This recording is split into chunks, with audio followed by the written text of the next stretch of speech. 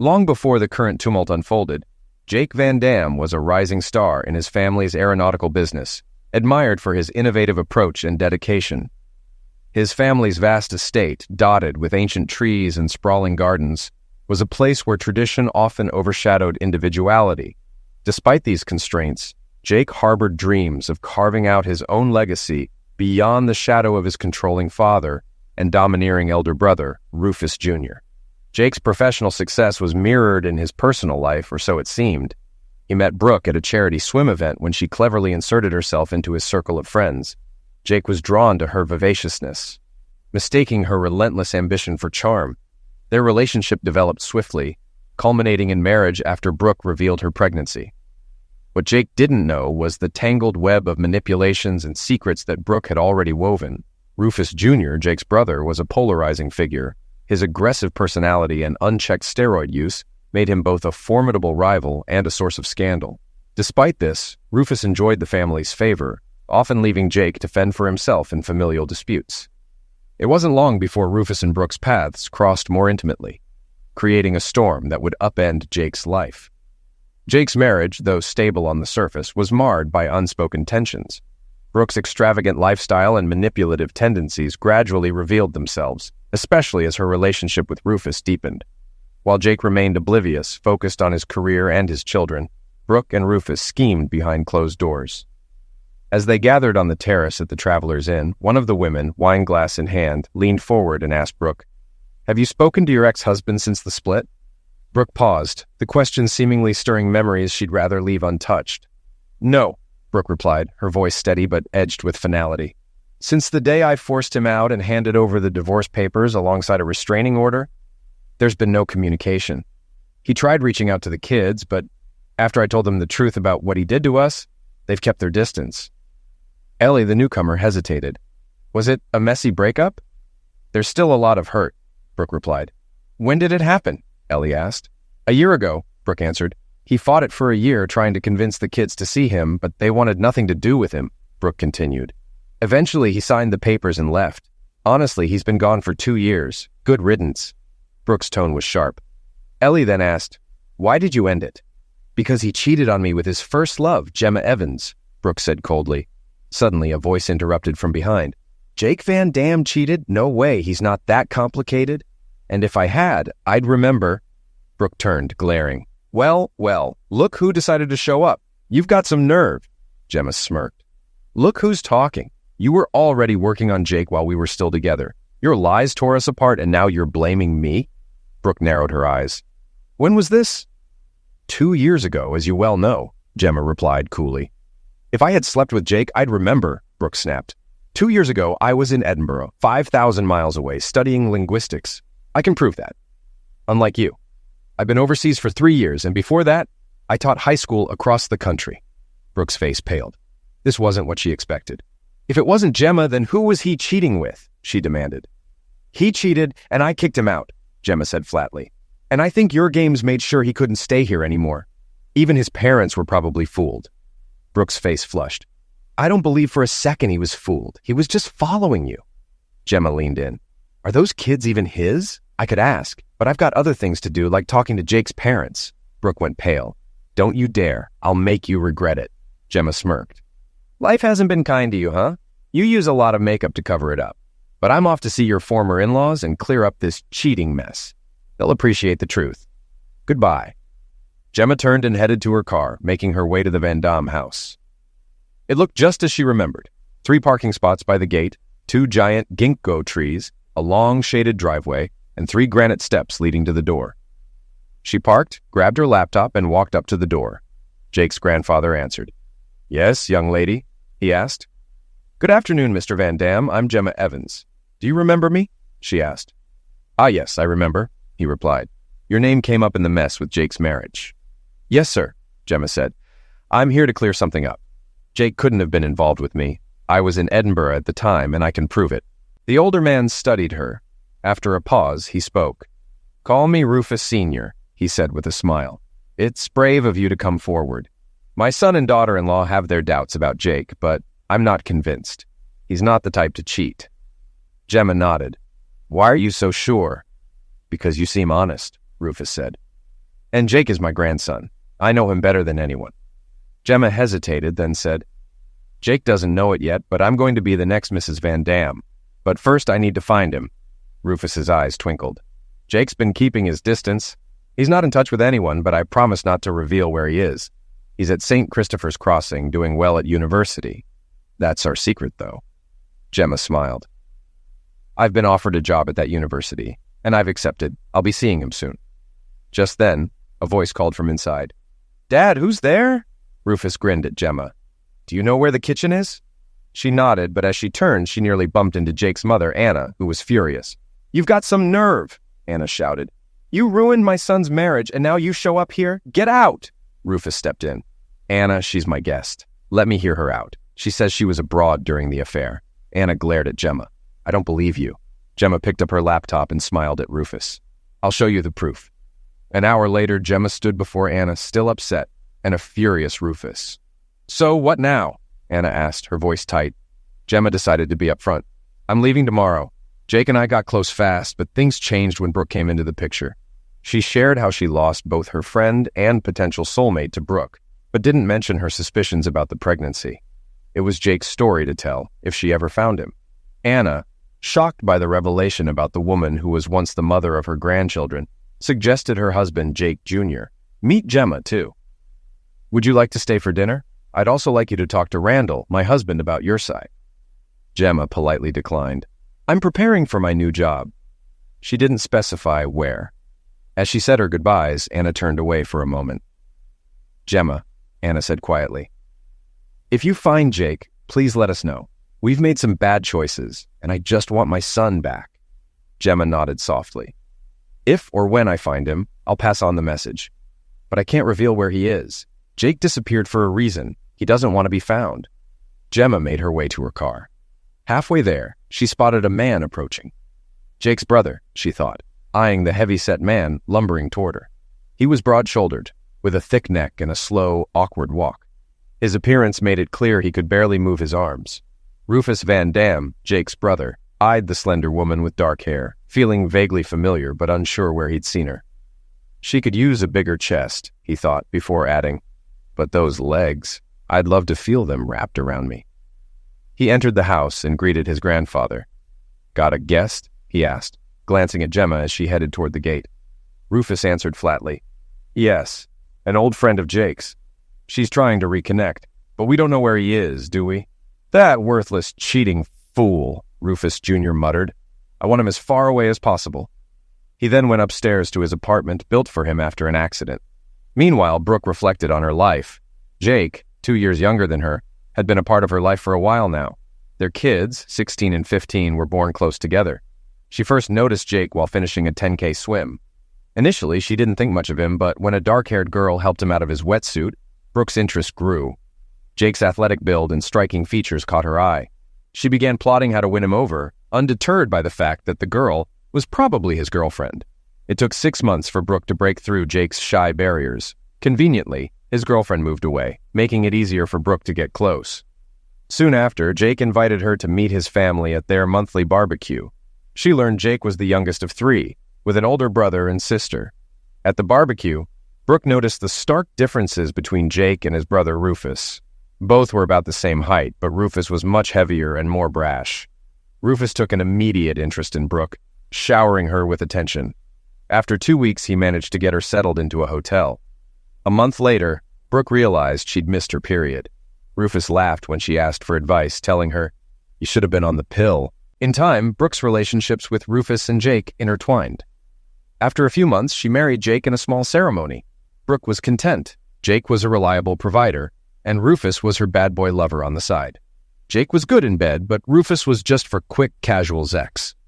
Brooke didn't mind that she didn't always peak. The secrecy made it exciting. 13 years later, Rufus's steroid use finally caught up with him. While working out, he collapsed from a heart attack, but was revived by a nearby nurse. Doctors confirmed the cause, a ruptured myocardium from excessive steroid use. After surgery, he was discharged in poor condition, his once prominent muscles replaced by flab. Rufus knew he would need long-term care from then on. Over the next few months, Rufus began manipulating Brooke. He criticized Jake, telling her she deserved better and didn't have to endure financial struggles. Slowly, Brooke became more demanding, asking for a new car and pushing Jake in ways she never had before. One day, during one of her rants, Jake walked away mid-conversation. Brooke shouted after him, but he simply went to his office and started working. A few minutes later, when she entered, Jake told her coldly to leave. It was then that Brooke realized she'd pushed him too far. Jake, usually patient, had finally reached his breaking point. Jake realized he could no longer ignore the damage done. After years of working toward taking over his family's business, his father had pushed him aside to make room for Rufus. Jake suspected his brother was involved, but he didn't care. When his father fired him and tried to force him into a non-compete agreement, Jake laughed and walked out, singing Tommy by The Who. Shortly after, a competitor offered Jake a better job with fewer hours and better benefits. He had already started his own company years earlier, funneling freelance work through an offshore account in Luxembourg, something Brooke had never questioned. Now, Jake made sure all his freelance income went into those accounts. Jake decided it was time to focus on his kids and cut back on work. One morning, as he read the newspaper at the kitchen table, Brooke walked in, demanding to know where he'd been the night before. He calmly responded, "I've been working 15-hour days for a month. I'm done with it. I've reduced my hours to 30 a week. If you want more, get a job." He paused, then added, "The way you've been treating me is unacceptable. If it continues, we'll be getting a divorce." With that, Jake left for breakfast, leaving Brooke stunned. Confused, Brooke called Rufus for help. "Jake's being stubborn. I don't know what to do," she said. Rufus smirked. "I've got a plan B." Later, Jake's secretary informed him that a visitor had arrived. An older woman handed him 2 sealed envelopes saying, "You've been served." As she left, she muttered to the clerk, "Please take care of him." Jake opened the envelopes to find a restraining order preventing him from contacting his wife, children, or parents, as well as an affidavit accusing him of being involved with Gemma Evans. Heartbroken, Jake began dealing with the legal mess. His bank accounts were frozen, and he was forced to rent a small apartment. Back at the house, Brooke overheard Olivia and Brian whispering about a problem. Intervening, Brooke suggested, "Why don't you talk to Uncle Rufus about it?" Olivia responded mockingly, "What advice could that sweaty pervert give?" Brooke was offended on Rufus's behalf, but kept quiet. "What? He's your uncle," she said, trying to stay calm. "Yeah, a great uncle," Olivia shot back. "He offered me money for showing my chest and said he'd reward me for helping with his urges." "That's not what he asked for," her daughter replied, disgusted. Brooke's heart sank. If that's true, Rufus is a dangerous pervert, she thought. That night, uncomfortable truths surfaced, revealing Rufus's twisted nature. Jake had taught the kids to value themselves, keeping them safe. Now, Brooke had a new problem. She'd relied on Jake's child support, but that was ending, and she was about to depend on Rufus for financial support. She began regretting some of her choices.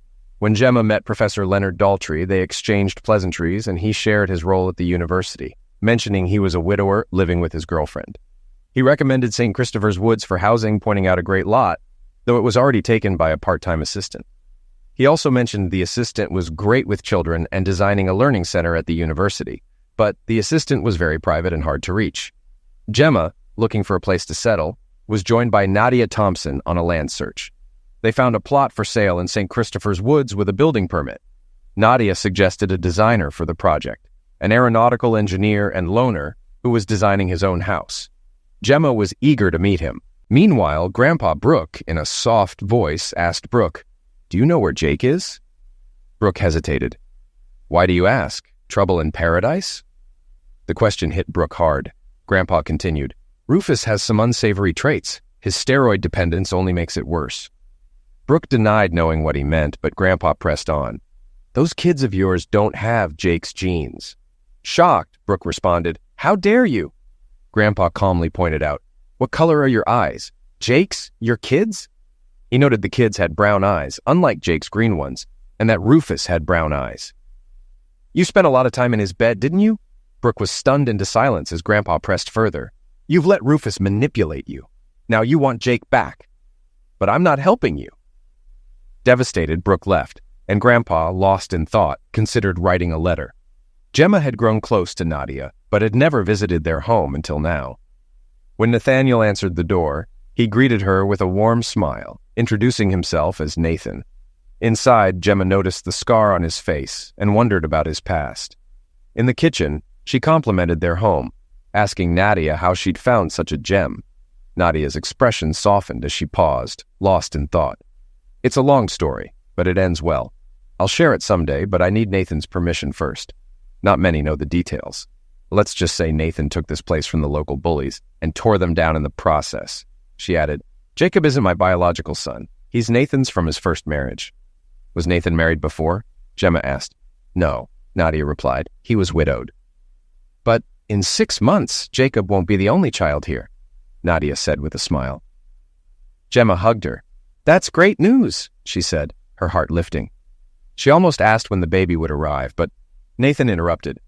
Gemma, let me introduce you to Jake, Nathan said. Gemma beamed, rushing to hug him. Jake, she exclaimed, but he didn't respond. Jake looked at her flatly. Gemma, it's been a long time, he said, his tone distant. Gemma's excitement drained, and she stepped back, confused. Nadia and Nathan exchanged a glance, and Nathan asked, Do you two know each other? Jake answered, We used to be friends. Gemma's heart sank, and tears welled up in her eyes. This wasn't the reunion she'd hoped for. Jake, why are you acting this way? She asked, trembling. Aren't you happy to see me? I missed you. Jake glanced at Nathan and Nadia, who nodded for him to speak. We'll give you some space, Nathan said, leading Nadia away. In the study, Jake looked at Gemma, clearly upset. You told Brooke we were involved while I was still married to her, he said quietly. You signed an affidavit that ruined my marriage. Why would I be happy to see you? Those lies hurt me more than you know. Gemma felt a wave of anger toward Brooke for using her to destroy Jake's reputation. She straightened up, her voice steady. Listen closely. Before coming here, I spent 3 years in Europe. I never told her anything. I confronted her when I overheard her bragging about it, and I made it clear I wasn't part of her lies. I even went to your parents and talked to your grandfather. He told me you were doing well and I might run into you here. I didn't expect it to be so soon, but I'd already planned to find you. I've missed you. Jake's face flushed with emotion. But what about the affidavit? He asked, still confused. It's fake, Gemma replied firmly. If you still have the original, someone's going to pay for it. Jake stared at her, astonished. Gemma, I loved you, I still do, but I thought you betrayed me, and I spent so much time wondering what I'd done wrong. So, you believe me now? Gemma asked, hope in her voice. Of course, Jake said without hesitation. You've already proven it with a call to my grandfather. You've never lied to me. I believe you. Relief washed over Gemma. One hurdle cleared. Now how would she tell him how she truly felt? Gathering her courage, she asked, So, can we kiss and make up? She slowly pushed her chair back. Jake stood and walked over, pulling her into a hug. Can you forgive me? He asked softly. For what? Gemma replied, offended. You've been manipulated. There's nothing to forgive. Jake leaned in, but Gemma quickly turned, kissing him on the lips instead of the cheek. She pulled him closer, running her tongue over his lips. After the kiss, she smiled brightly. Jake stood frozen, stunned. Did you just kiss me? He asked, almost disbelieving. Yep, Gemma said confidently. I've wanted to do that ever since I found out you weren't married to her. And I've already told Brooke I have a claim on you. Just let me know if I'm moving too fast, but whether slow or fast, I'm coming for you. Jake paused, enjoying the closeness. You know I'm a bit of a wreck, right? That's why I'm building my house so far away. I need time to heal. It's been painful. Gemma gazed up at him. Let me in, she said softly. I'll be here for you. I know you married her because she was pregnant, but honestly, I'm starting to wonder if the baby's really yours. Something's off. Jake shifted uncomfortably. Let's leave that for later, he said, trying to shift the focus. One last thing. Take the job offer from Professor Daltrey. It'll be good for you. As they walked back, Gemma smiled at her friends. Problem solved. He's mine now.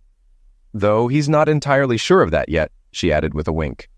Nadia clapped in approval. That was quick, Nadia grinned. What's next? Gemma wrapped herself around Jake, smiling.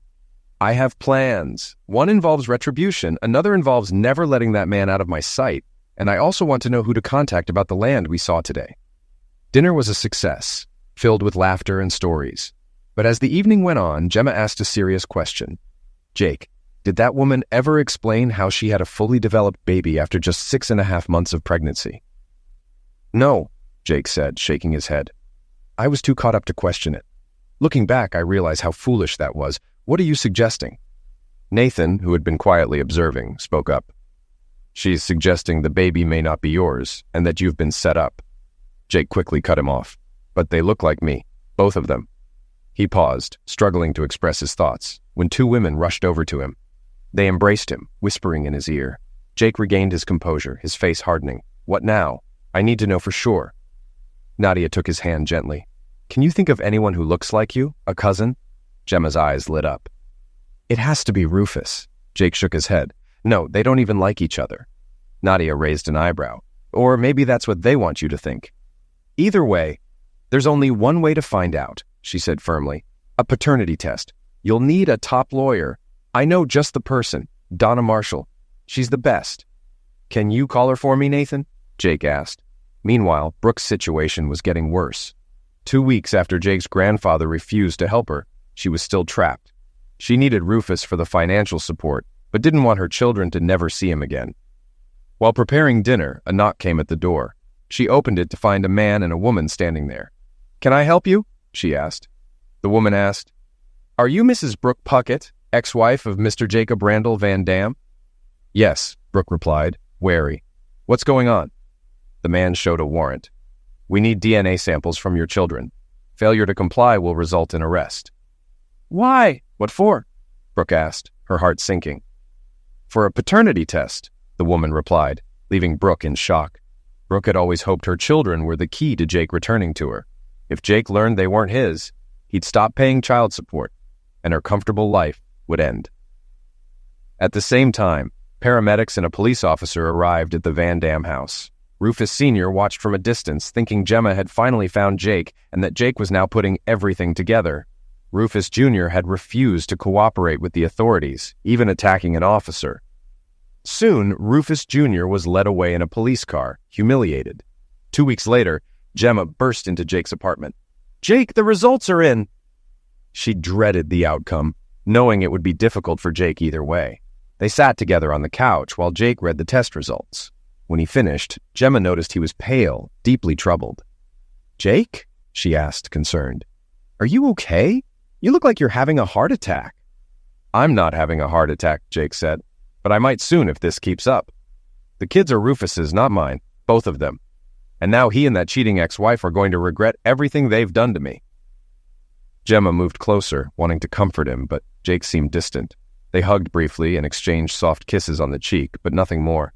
Gemma hoped he'd feel the same way. Finally, Jake looked at her, vulnerable. Gemma, don't take this the wrong way. I love you completely, and I've been blaming myself for letting Brooke pull me away when you weren't around. I know you deserve more than I can give right now, but before I can give myself fully to you, I need to fix this situation. I promise I'll take care of it, even if it's the hard way. I don't want you involved in this mess. If you want to walk away, I'll understand. We can part ways without hard feelings. On my side, at least. Gemma felt a wave of relief, like a cool shower after a long day in the sun. She could sense how hard it was for Jake to open up, and she felt the depth of his love in every word. After a moment, she pulled him closer and kissed him gently. The kiss was soft, yet full of passion, and Jake felt an electric shock.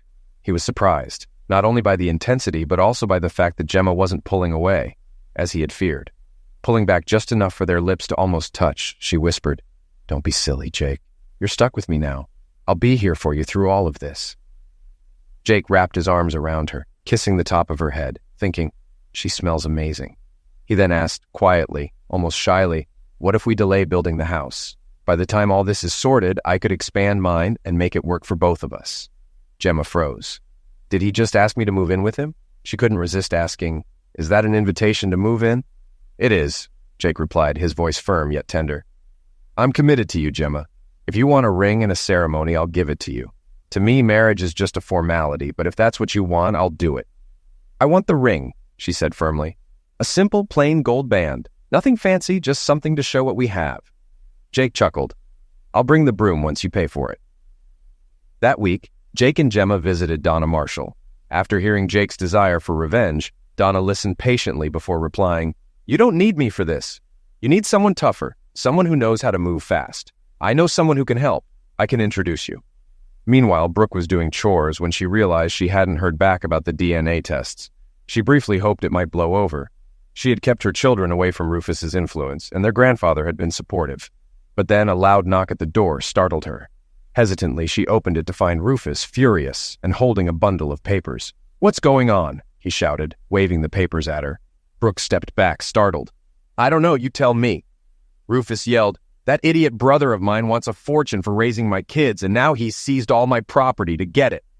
Brooke sank into a chair, fear creeping in. "Jake's awake, and he's coming for me. Now that he knows the kids aren't his, he'll make me pay.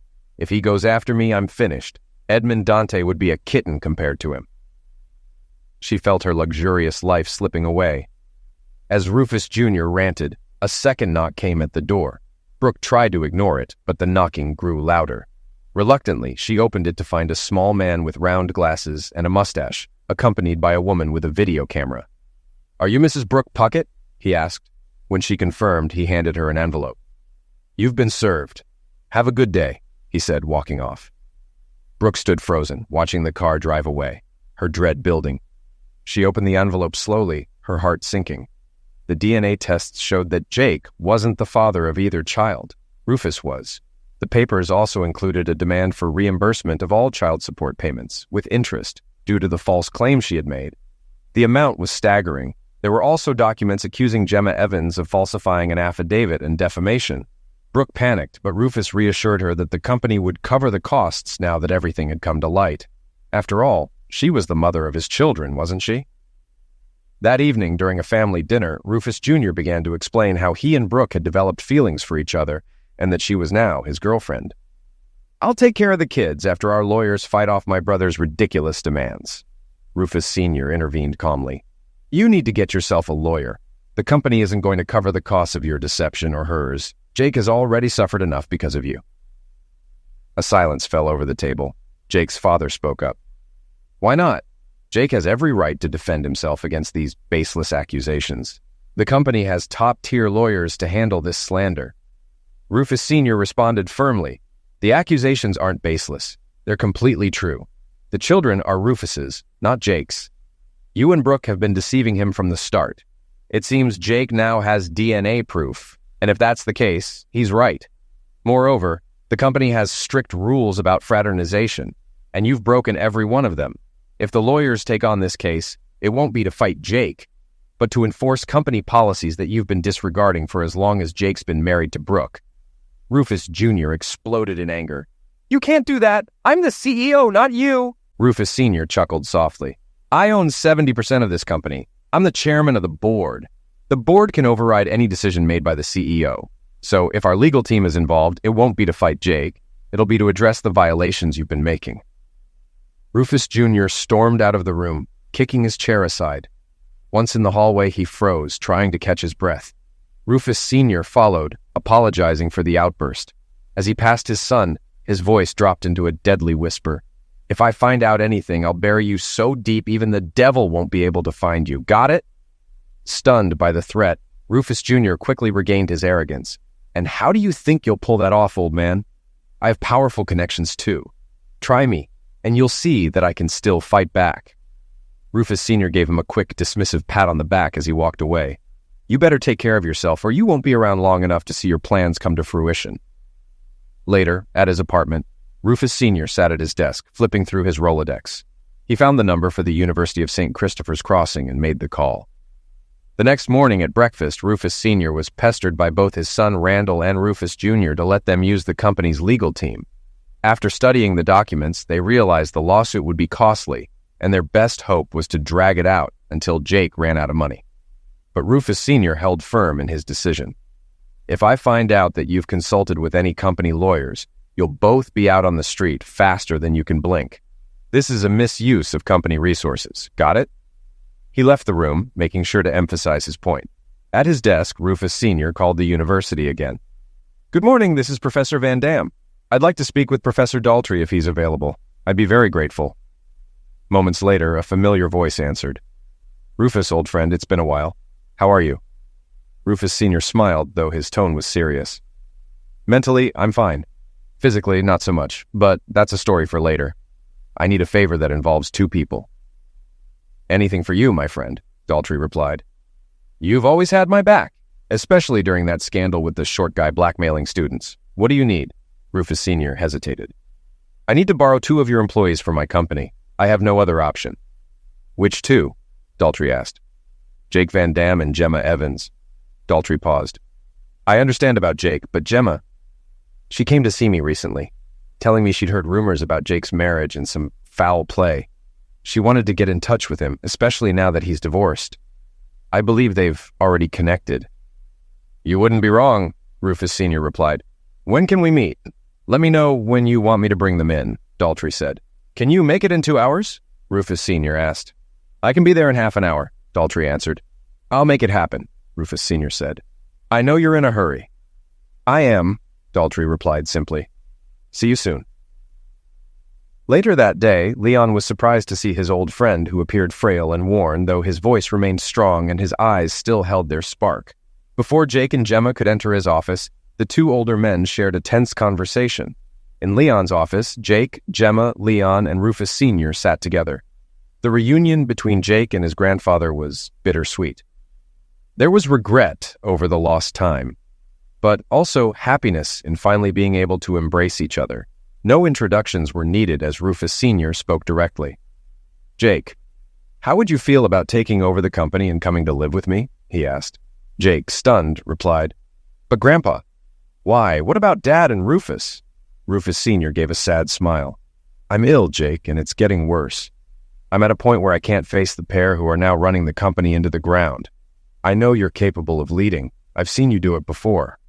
Jake, shocked, squeezed Gemma's hand. I don't know what to say. Why didn't you tell me? Jake asked, confused.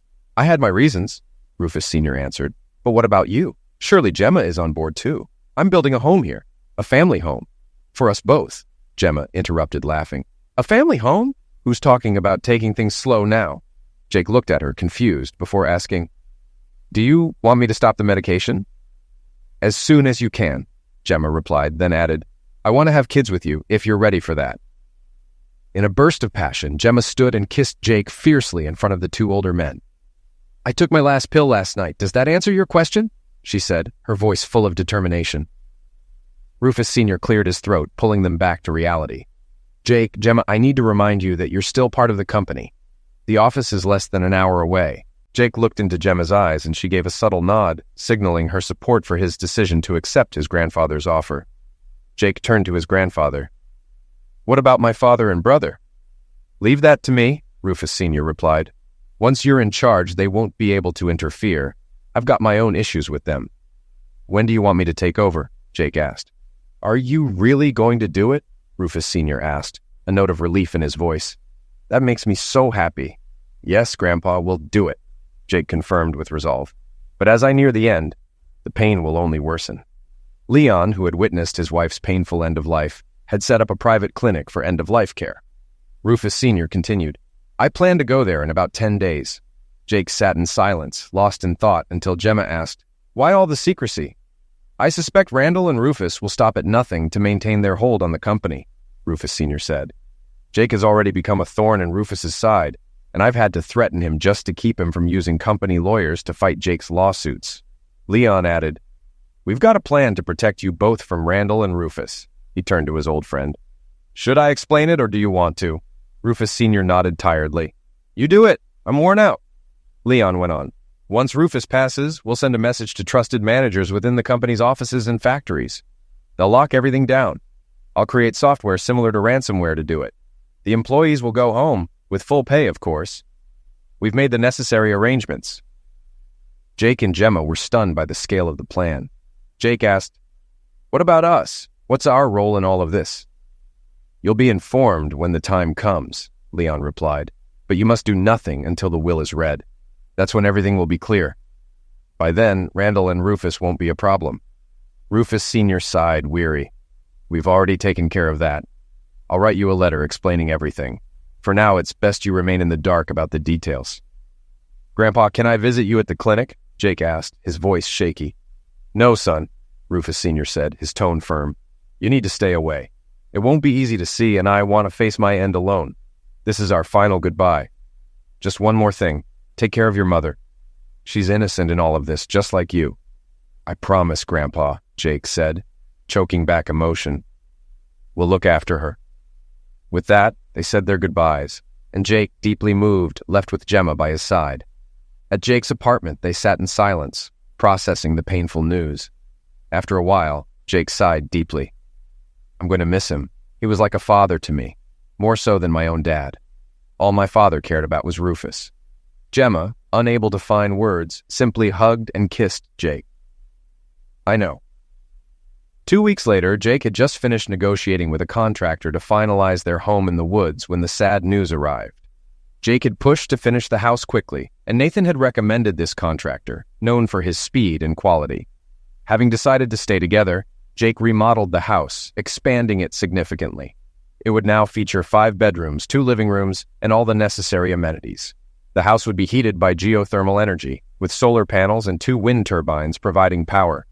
As Jake sat outside, holding the sad news in his hands, Gemma arrived. She tried to comfort him, though she could only do so partially.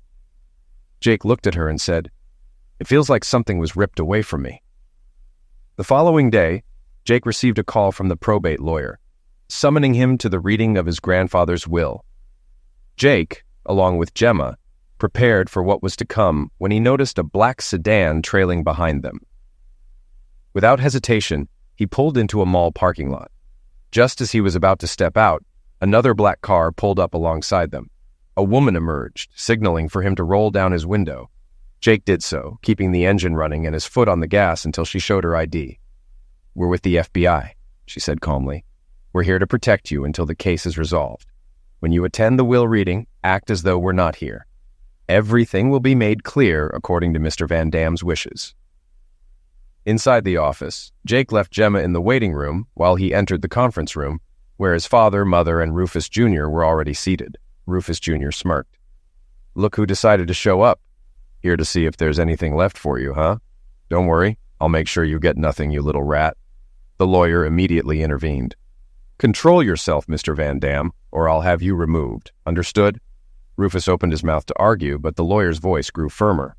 "I won't repeat myself. If you act out again, you'll be sitting outside waiting for the family to finish." Rufus muttered under his breath, but the lawyer moved forward, unyielding. "I can't hear you. Do you understand? Or do I need to make it clearer that any more disruptions will get you thrown out?" Randall, trying to intervene, froze when the lawyer raised a hand. The man clearly commanded respect. "Good," the lawyer said, his tone shifting. "Now that we've cleared up the theatrics, let's get to the matter at hand." Jake had a sudden thought. The lawyer reminded him of Gandalf from Lord of the Rings, calm and kind, but unrelenting when provoked. It was clear the lawyer was no one to underestimate. His attention snapped back to the proceedings when he heard his name called, and the lawyer began reading aloud. "Everything I own in this office is to go to my only son, Jacob Randall Van Dam, who will now take over as chairman of the board of Van Dam Aeronautical Industries." "What? Only son? But Dad is my father, isn't he? What's going on?" Jake thought, his mind racing. His mother smiled faintly, as though this was no surprise, while Randall and Rufus erupted in fury. "I'm his son! Rufus is my son, too! I'll make sure you pay for this, you thief!" Randall shouted at the lawyer. The lawyer remained unmoved, pressing a button. Moments later, 4 imposing men appeared. They looked like they could overpower anyone with ease, and stood next to the agitated men. One of the men addressed Randall in a low growl. "You really want to push this, old man?" Randall instantly deflated, but Rufus, known for his temper, lunged at Jake, screaming, "I'll eliminate you, you fool!" Before Rufus could act, he was back in his seat, grimacing in pain as he rubbed his injured wrist. Once order was restored, the lawyer continued. "Rufus, my friend, I foresaw this little outburst. That's why I asked these gentlemen to be here." Turning to Randall, he added, "Mr. Van Dam, the DNA results show you are not his son. Your mother's divorce wasn't without cause. Therefore, Rufus Jr. is not your grandson." The lawyer paused, allowing the weight of his words to settle before continuing. "When Mr. Van Dam learned of your treatment of your wife and your misconduct with the company's resources, he proposed to her. She accepted. And now, she's carrying Jacob Randall Van Dam's child." He let that hang in the air before adding, "We also have notarized affidavits and DNA evidence that confirm the second son of Anna Van Dam Hansen and Rufus Van Dam is indeed Jacob Randall Van Dam." Randall was furious, practically vibrating with anger. "You filthy strumpet, you cheated on me. You'll regret this. I'll sell you to a Russian brothel," he yelled at his wife. The lawyer, unfazed, motioned for two men to restrain Randall, who was flailing about in rage. "Let's get this on record," the lawyer said calmly, "and let's make sure these threats are documented." Turning to the four men holding Randall and Rufus in place, the lawyer continued, "I'd like to make it clear that both of you are involved in major financial crimes. We have evidence of embezzlement, with you and your son stealing nearly $6 million from the company. You also funneled sensitive technology to rogue states and foreign competitors." He let the weight of that statement hang in the air before adding, "Several government agencies, including the IRS and FBI, are investigating you. Whether you like it or not, you'll be cooperating with their inquiries." The lawyer glanced at the four men again. "Take them away and hand them over to the authorities." Outside, Brooke watched as Jake walked in with Gemma. She had promised Gemma she would support Jake, but nothing prepared her for what she saw next. Half an hour later, her world crumbled as she saw Rufus and his father being escorted out, their identities checked, and then taken away in separate vehicles. What just happened? Brooke thought, her mind racing. A few moments later, panic set in as she grabbed one of the men escorting Rufus and Randall. "I can't tell you, ma'am," the man said, his tone flat. "All I know is they're going to help with the investigation, and it's going to take a while." Another man added, "They're wanted for fraud, embezzlement, industrial espionage, and illegally transferring classified tech. I don't think we'll see them for the next 20 years. Brooke's stomach dropped. "Who's going to run Van Dam Industries now?" she asked, her voice shaking. "The one who came in with that snitch in his arms," the second man replied, nodding toward Jake. Brooke felt like the world was spinning. She still didn't know exactly what had happened in that office, but Jake had come out victorious. The security and luxurious life that Rufus had promised her were now gone. Depressed, she walked to Rufus's car, found it unlocked, and the key fob sitting on the center console. She drove home in a daze. 1 month later, Brooke was struggling. Her modest income barely covered her basic living expenses, let alone the luxuries she had once enjoyed in her previous life, a life she now called her former one. She knew she had to either find a way to make more money or cut back on her spending. The children's school fees, in particular, were weighing heavily on her mind. Her only option, she thought, was to convince Jake to take the kids back into his care. This would mean getting him away from Gemma, the woman she saw as her rival. During her time with Rufus, Brooke had lived a life of excess, partying, drinking, and, at Rufus's insistence, undergoing extensive plastic surgery. She'd had a tummy tuck to tighten her abdomen after childbirth, a bosom lift, and a facelift. Her lips were plumped, and the result was a far cry from the natural beauty Jake had once been drawn to. Now, she resembled a more artificial version of herself, a far cry from the woman she used to be. She looked like an older version of Cher, without the youthful glow. Despite all this, Brooke believed that she could easily replace Gemma and win Jake back. One morning, she sat in her car, parked where she could see the front door of Jake's house. If Jake came out, she would leave and try again another time. But if it was Gemma, she would wait a few minutes, ensuring the coast was clear, then march up to the door and demand Jake back. Soon, a blue Nissan Rogue appeared and sped around the corner. Brooke checked her makeup one last time, waited 5 minutes, and then made her move. She walked up to the front door of the house, trying to look confident. She knew Jake had been involved in designing and building the house, and she needed to look at it carefully to know what to compliment. Maybe she could convince him to remodel it in a way that would suit him or her. The house itself seemed to rise from the hill, perched at the top with its facade facing north. The small front yard had 2 large windows beside the door, both covered by shutters. Brooke inhaled deeply, adjusted her shirt to accentuate her cleavage, and gave the door knocker a sharp pull. The knock echoed through the house, and she waited and waited. Just as she was about to leave, the door swung open, and Jake appeared. His face was unreadable, but he didn't invite her in. After a moment, Brooke spoke in a sultry tone. "Hi, Jake. You're looking good. Life seems to be treating you well." Jake's response was flat.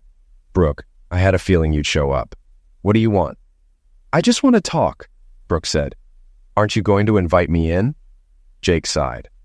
"Let's just get this over with," he muttered, clearly tired of the situation. "Come on in." He led her into his office, which was the closest room to the front door. Jake didn't want her snooping around the rest of the house. He already had a pretty good idea of what she wanted. "Sit down," Jake said, gesturing to a chair. He sat behind the desk. So what is it, Brooke? What do you want from me? Brooke looked around, trying to regain some composure. Aren't you going to show me the rest of the house? She asked. No, Jake replied firmly. Now, let's cut to the chase. Why are you here? Jake, don't you get it? She began, her tone softening. We belong together. We have a history. We have 2 kids together. I need you back. Jake stared at her, his thoughts racing. What's going on with her? Is she completely losing it? He shook his head and replied, We do have a history. But from where I'm standing, that history looks very different from yours. You've got to be out of your mind if you think there's any chance of us getting back together. Brooke didn't flinch. She pressed on. I admit I made mistakes, but I can't take care of the kids by myself. I need your help. They're not even my kids, Jake shot back. I've got proof they're from my half-brother, so why should I help you?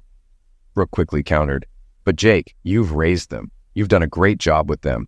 Rufus never took care of them properly. Jake let out a long sigh. I'm only doing this because my mom, their grandmother, asked me to. She begged me to take care of them.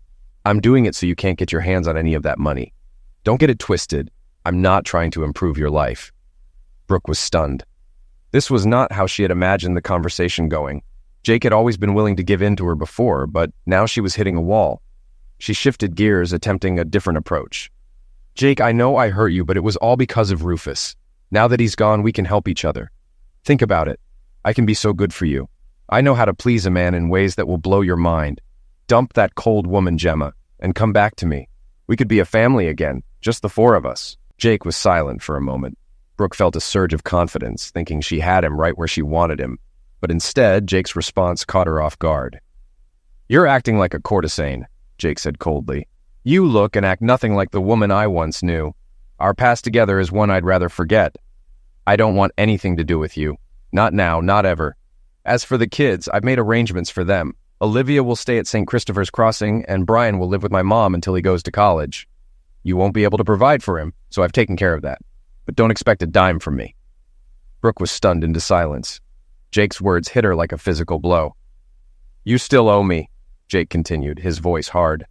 If you try anything, I'll file charges for fraud and extortion. I'll tell the authorities the kids aren't mine and that you cheated me out of money in the divorce. Now get out of here. I'm done. At that moment, they both heard the door creak open. Gemma appeared, poking her head around the corner. Jake glanced at her and said, Come on in. My visitor is about to leave. Gemma entered, a glowing smile on her face. Her pregnancy was evident, and she walked over to Jake, giving him a kiss on the cheek. She whispered something only Jake could hear. I was right. There are 2 of them. Jake's smile widened as he exchanged a look with Gemma. Brooke's mind raced as she finally realized what was happening. You're pregnant, she blurted, her voice filled with shock. Gemma nodded proudly. Yes, I'm pregnant. I'm giving Jake the children he deserves. We're going to have twins. I'm 3 months along. The first ultrasound didn't show both of them, but the latest one confirmed it. It's 2 boys. She kissed Jake again, this time on the lips, and then whispered, Boys. Brooke's world came crashing down as she realized everything had fallen apart. You can't do this to me, Brooke said, almost pleading. You're going to take my children, your niece and nephew. Jake looked at her, his face hardening.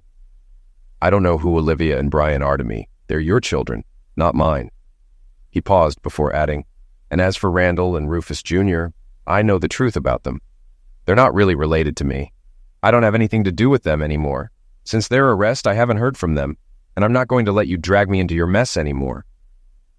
Brooke felt the weight of her failure as Jake continued. You have no real support left, he said. Anna wanted nothing to do with you, and now you're completely isolated. You can't even get a job. So I've arranged something for you. I found you a job. Simple, physical work that will pay the rent and basic living expenses. It's the only option left for you. Brooke was speechless. She'd applied for jobs, but had been rejected every time. Now she was stuck, far from the children she loved. Jake handed her a card with an address and phone number. Gemma added, This is your last chance to stay in touch with your kids. But if you don't take it, we'll wash our hands of you. Olivia will stay at St. Christopher's Crossing and Brian will live with Anna. They know what you did to the man they thought was their father. Gemma gestured for Brooke to leave. As she did, Gemma turned and said, In the end, I won. I have Jake and I'm going to have his kids. You bet on the wrong man. I have the best man and you have nothing. Gemma glared at Brooke. If you try anything with Jake, I will stop you. I'll protect him and make sure you never hurt him again. Do you understand?" Brooke stood frozen, unable to respond. "Yes, I understand," she whispered. "Good. No direct contact with Jake," Gemma warned. "Only through you. Now get out." As Brooke walked away, her entire world had crumbled. What she had once believed to be her future was now gone. Inside, Gemma was curled up in Jake's lap. She sighed, content. "I've waited almost 20 years for this. We're finally together, and it's all thanks to Brooke's foolishness." She stood, pulling Jake with her. "Time to practice," she said with a grin. "Practice for what?" Jake asked, confused. "For number 3, of course," she said, laughing, pulling him into the bedroom.